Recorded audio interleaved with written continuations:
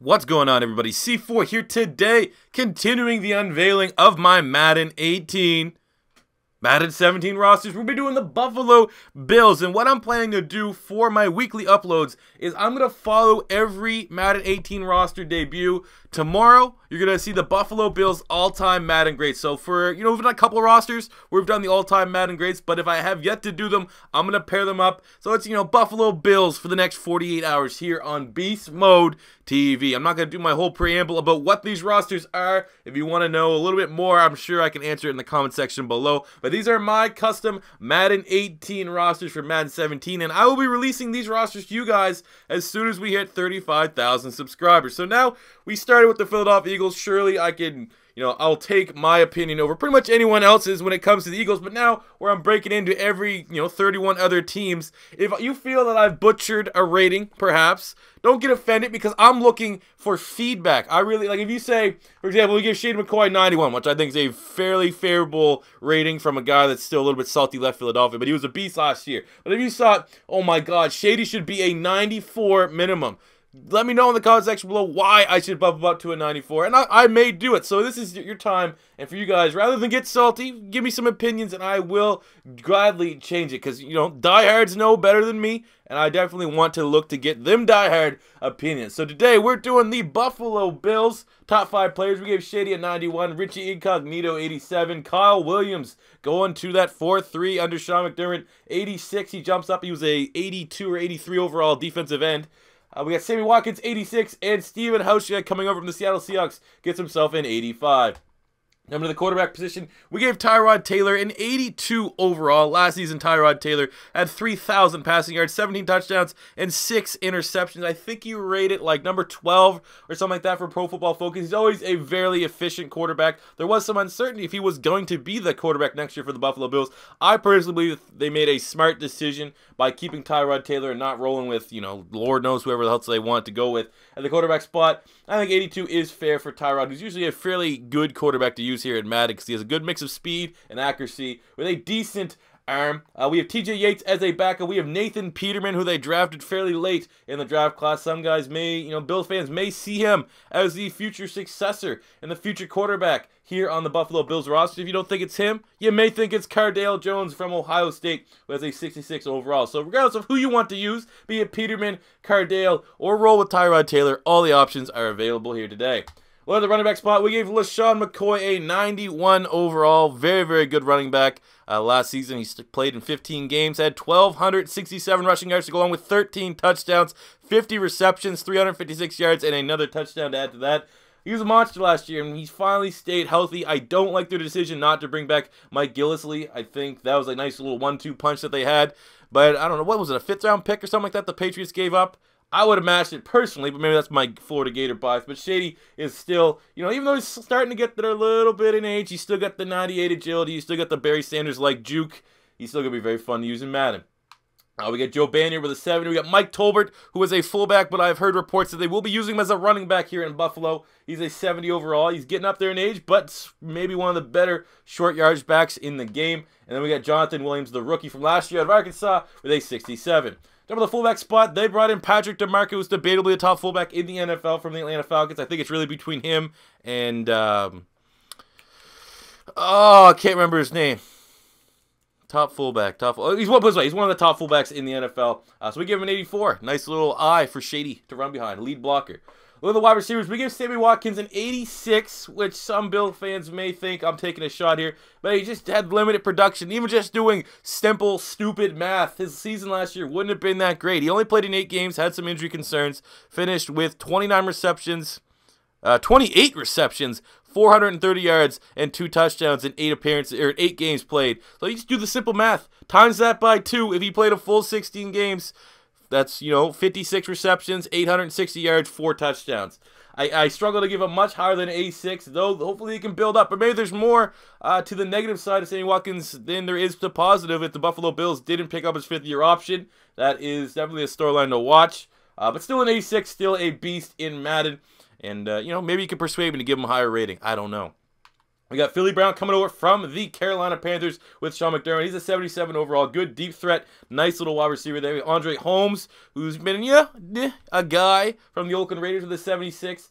And then we have Zay Jones, who I gave a 72 overall just because he was a second-round pick. I found it kind of hard to give a second-round pick, even though I love him much higher than a 72. I firmly believe Zay Jones will be the wide receiver 2 there in Buffalo. And if he has a good enough year, maybe it may make Sammy Watkins expendable in case he, really demands a big top-tier salary for a guy that really hasn't proven that he can stay healthy for a full 16 games. I really do like Zay Jones. He was a great pick from Buffalo. I give the Bills an A grade for their draft, which is one of the highest. I think it's tied for the highest. I didn't give anyone an A+.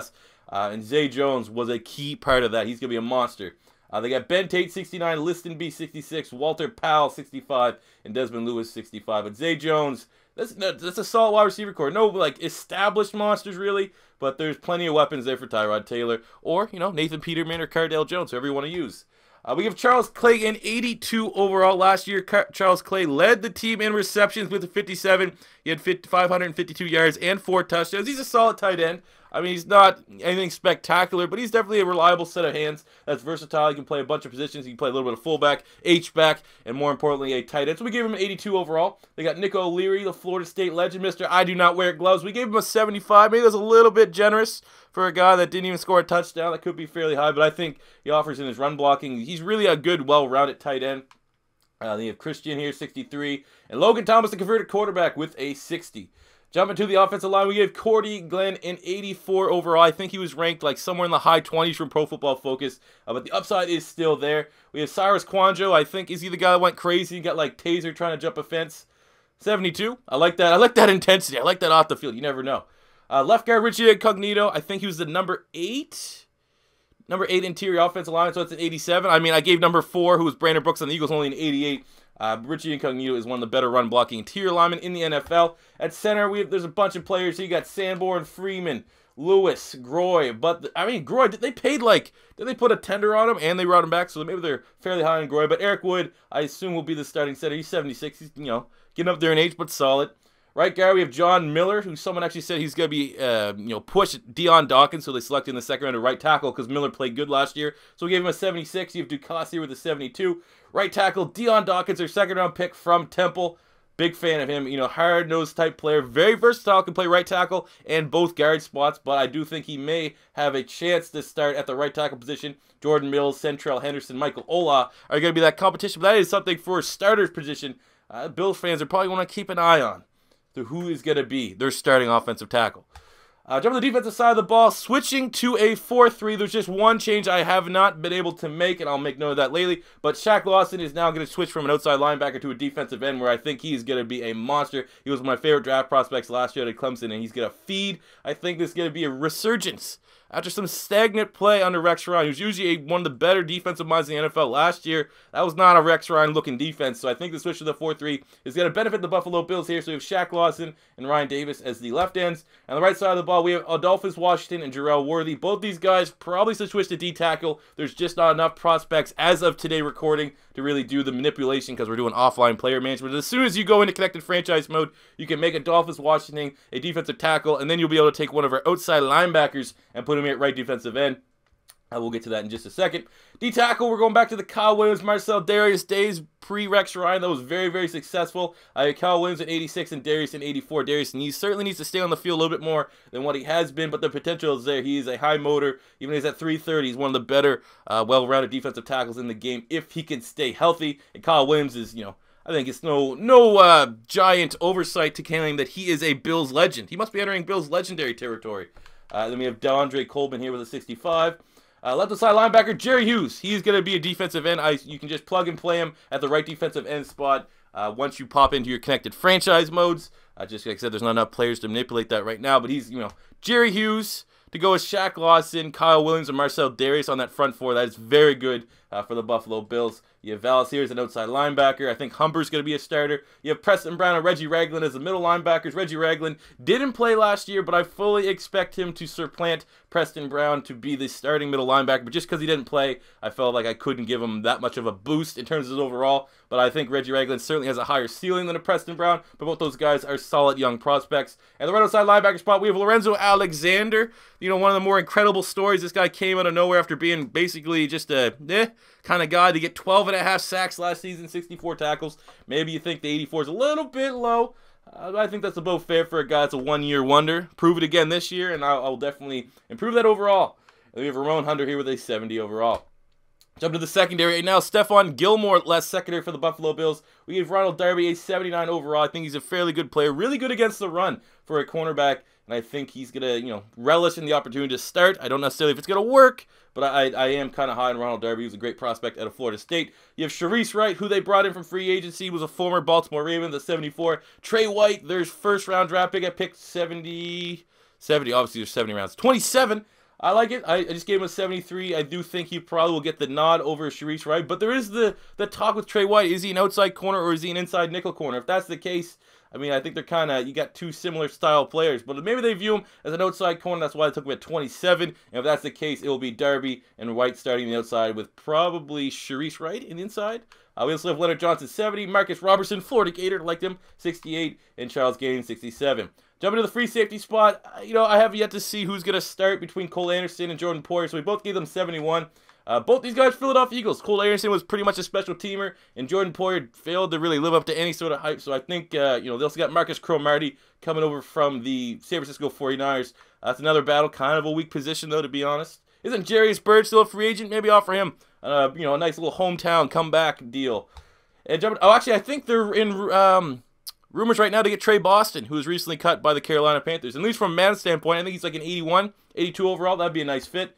And then they got Micah Hyde, who they brought in from free agency from the Green Bay Packers. I originally had him as a corner right before I did this video. He was a 77 overall corner. But when I made him a strong safety, bumped up to an 80 overall, which I think is kind of generous for him. He's got a Swiss Army knife, can get it done in special teams, can play pretty much everywhere in the secondary. Nice little pickup there for Sean McDermott. We have Gary, 63, and Dowling, 62. Jumping to the kicker spot, they got Steven Hauschka, who's one of the better kickers in the NFL, coming over from the Seattle Seahawks, so he has an 85. And punter Colton Schmidt, who was one of the, you know, worst starting punters in the NFL last year, gave him a 69 because he likes to, you know what.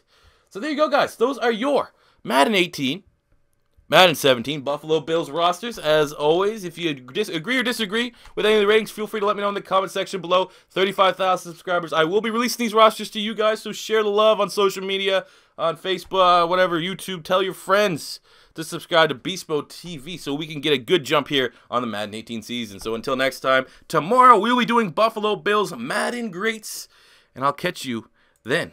All right, peace out.